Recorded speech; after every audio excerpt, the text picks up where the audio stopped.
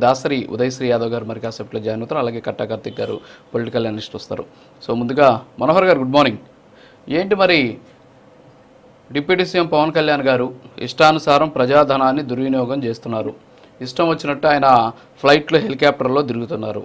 So మరి నిజమేనాది? అసలు వాస్తవంగా ఆయన అయితే చాలామందికి ఆయన సొంత డబ్బుల్ని ఇస్తూ ఉంటారు. సో ఆయన డబ్బులతోటి సేవా కార్యక్రమాలు చేస్తూ ఉంటారు అని చెప్పేసి మనం చూస్తూ ఉన్నాం.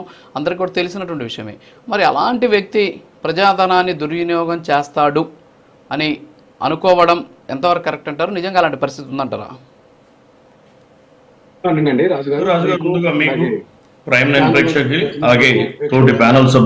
రామారావు గారు ఒక్క నిమిషం, మనోహర్ గారు మాట్లాడుతున్నారు ప్లీజ్. రాజు గారు, మనోహర్ గారు, వైఎస్ఆర్సీపీ నాయకులు కానీ వైఎస్ఆర్సీపీ ప్రభుత్వం కానీ గత ప్రభుత్వంలో పవన్ కళ్యాణ్ గారిని టార్గెట్ చేసే కొద్దీ, అంటే ఒక నిజాయితీపరుణ్ణి, నీతివంతుణ్ణి, జవాబుదారీతనంతో గవర్నమెంట్ తీసుకొచ్చిన వ్యక్తిని టార్గెట్ చేసే కొద్ది వాళ్ళకి ఏమైందని 2024లో 151 సీట్లు అని గర్వం కొట్టిన వాళ్ళు ఈరోజు 11 సీట్లు పడుతున్నారు.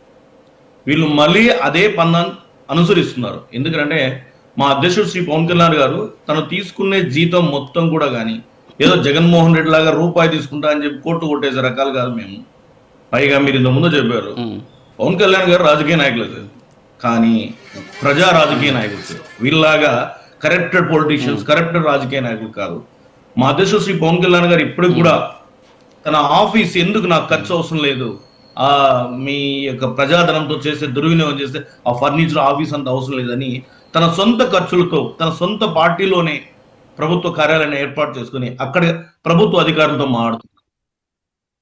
రెండో పాయింట్, మా అధ్యక్షుడు శ్రీ పవన్ కళ్యాణ్ ఈరోజు తన జీతంలో దాదాపు ప్రతి నెల తన జీతం వస్తానే 45 మంది పేద విద్యార్థులకి ఆ డబ్బు మొత్తాన్ని ఒక వ్యక్తికి 5,000 రూపాయల చొప్పున మొత్తం ఆ ధనాన్ని మొత్తం ఇచ్చిస్తున్నాడు.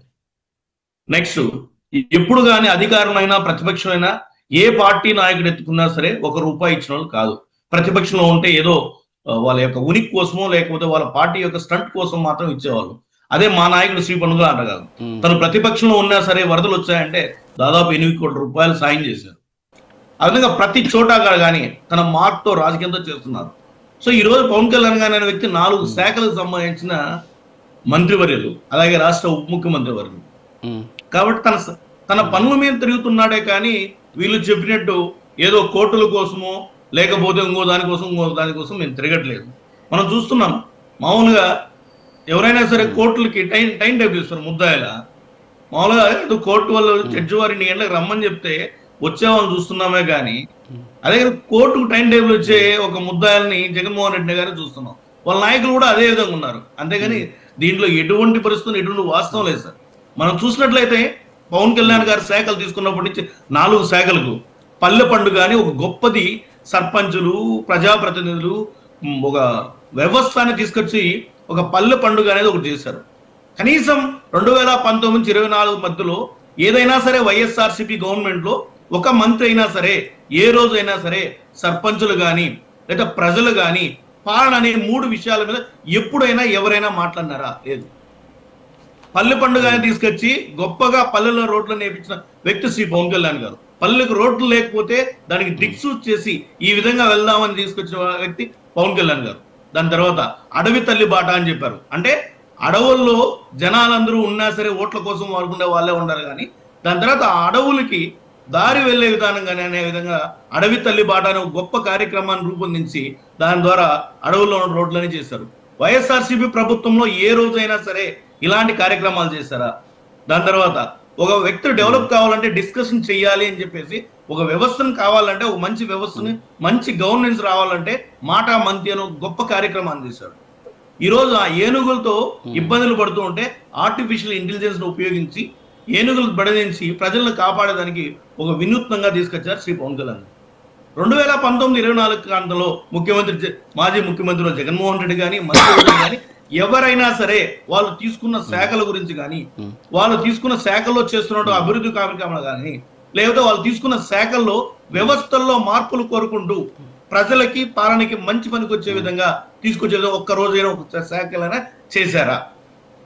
చేయకపోగా ఈరోజు పవన్ కళ్యాణ్ గారు ఆపరేషన్ ఫర్ అరణ్య సార్ ఇప్పుడు ఇవన్నీ ఓకే, ఇప్పుడు ఒకటి సార్, ఇప్పుడు ఒకటి ఓకే ఓకే మనోహర్ గారు, ఎస్ మనోహర్ గారు మీరు చెప్పారని ఓకే, అవి ఒక డిప్యూటీ సీఎంగా ఆయనకు ఉన్నటువంటి బాధ్యత ఆయన చేయాలి. ఇవి పక్కన పెడితే ప్రజాధనాన్ని దుర్వినియోగం చేస్తున్నారు, ప్రజలకి సంబంధించినటువంటి డబ్బుని ఆయన హెలికాప్టర్లు స్పెషల్ ఫ్లైట్ల రూపంలో వాడుతున్నాడు, ఇష్టానుసారంగా ఆ డబ్బులతోటి ఆయన దుర్వినియోగం చేస్తున్నారు అనేది వైఎస్ఆర్ కాంగ్రెస్ పార్టీ చేస్తున్న ప్రధాన ఆరోపణ. దీని దగ్గర మీ దగ్గర సమాధానం ఉందా?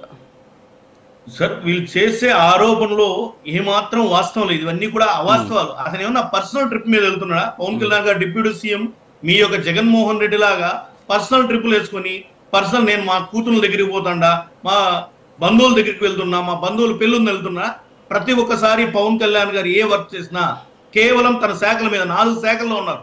ఏదో పవన్ కళ్యాణ్ లాగా జగన్మోహన్ రెడ్డి లాగా ఏదో ఉడతా భక్తి రాజకీయ నాయకుడు కాదు కదా, ప్రజానాయకుడు. తనకి 4 శాఖలు ఉన్నాయి. ఏం పని వాడా లేకన్నా ఏదో హైదరాబాద్ కి బెంగళూరులో ఉన్న మైసూర్ ప్యాలెస్ తిరుక్కునే రకం కాదు కదా. మేము ఎప్పుడున్నా సరే ప్రజలకు జవాబుదారితంగా ఉన్నాం కాబట్టి ప్రతి ఒక్కటి కూడా 4 శాఖల్లో పనిచేస్తున్నాం. ఈ రోజు అటవీ శాఖ ఉన్నదని చెప్పి అటవీ శాఖ రివ్యూ కోసం వచ్చాం. రెడ్ శాండిల్తో మాట్లాడినాం, రెడ్ శాండిల్ ఇలా ఉందని చూసాం. దాని తర్వాత ఈ అటవీ ఏనుగుల గురించి సంరక్షణ కోసం చేయడం జరిగింది. దాని తర్వాత ఈ రోజు కూడా కాకినాడ పర్యటన రేపు వెళ్తున్నారు, వాడుతున్నాం. కాబట్టి మేము 4 శాఖల్లో పని చేస్తూ దానికోసం వాడుతున్నాము. కానీ ఏ రోజు ప్రజాధనాన్ని, ఎందుకంటే సొంత జోబులోంచి డబ్బు ఇచ్చే వాళ్ళు ప్రజలకు ఇస్తున్నాం సార్. ప్రజాధనంతో మేమేం చేస్తామండి? ప్రజాధనాన్ని ఎప్పుడైనా సరే జవాబుదారితనంగా గుడ్ గవర్నెన్స్ కోసం పనిచేసే వ్యక్తి పవన్ కళ్యాణ్ గారు. ఈ రోజు ఆంధ్రప్రదేశ్ రాష్ట్ర ప్రజలు కానీ మొత్తం ప్రజలు అనుకున్న ప్రపంచం మొత్తం 4 శాఖలకు ఇస్తేనే ఇంత గొప్పగా చేస్తున్నా అంటే రేపు పొద్దున ఆంధ్రప్రదేశ్ రాష్ట్ర ముఖ్యమంత్రిగా చేస్తే పవన్ కళ్యాణ్ గారిని ప్రజల ఆశీర్వాదంతో ఆంధ్రప్రదేశ్ రాష్ట్ర ముఖ్యమంత్రి వర్గంగా చేస్తే ఎంత బాగా చేస్తున్నా అని ఈ రోజు గ్రామాల్లో ఉన్న మారుమూల గ్రామాల్లో ఉన్నటువంటి వృద్ధులు కానించి యువత కానించి మధ్య వయసు నుంచి మహిళలు ప్రతి ఒక్కరు అనుకుంటున్నారు సార్.